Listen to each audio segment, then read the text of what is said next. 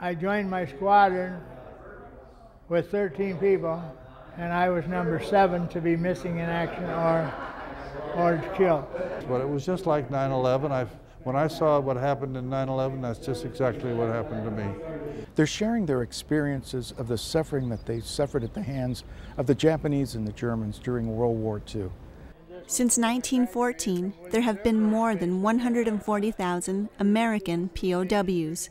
By 2007, only about 20,000 were still alive. Today, 350 in Arizona.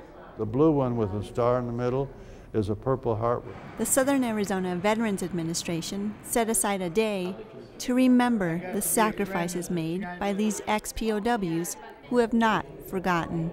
No, in fact, it keeps me awake at night. I'm amazed to say, even now, because of the nature of it.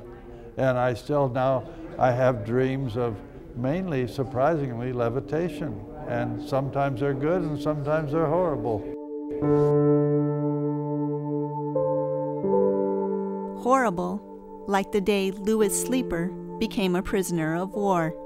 It was May 5th, 1944. I was a member of the 15th Air Force flying out of Foggia, Italy.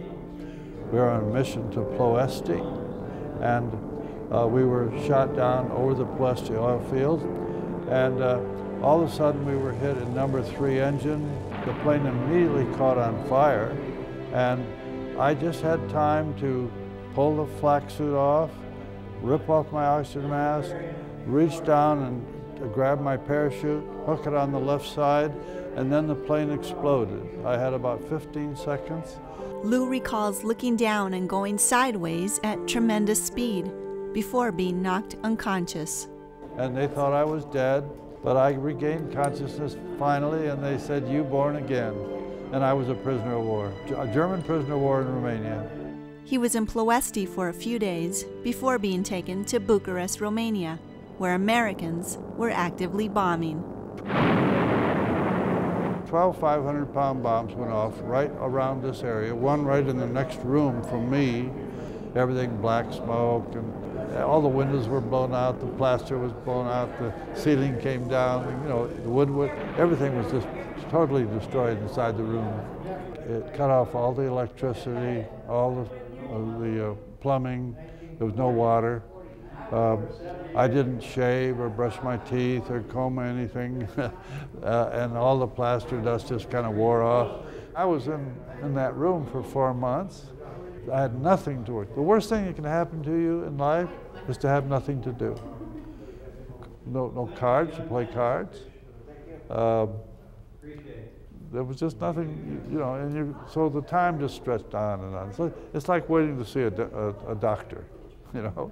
The time, all of a sudden time seems to stop, right? But time did start again when Lew was released. I said, if I ever get out of this prison camp, I'm going to go back home, I'm going to finish high school, I'm going to get a degree in college. And I did, because I never wanted to be treated that way again. And now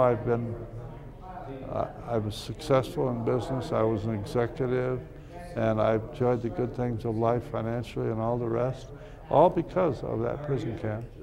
It's that positive attitude and a sense of humor that keeps Lew going. That's my crew? Yes, I'm the handsome guy right here.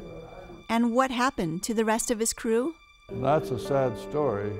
The bombardier was caught in the escape chute, and he was killed, but the navigator was blown clear.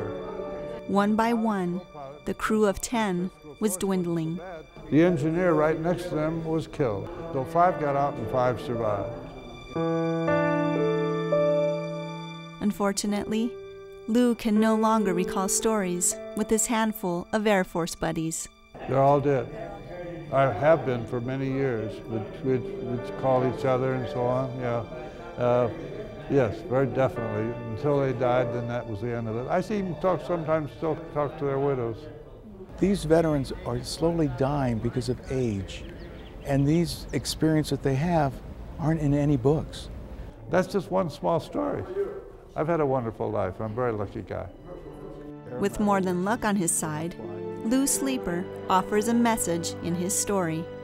Well, of course, I hope that they will learn the sacrifices that we made to keep our country free. Let's not forget them.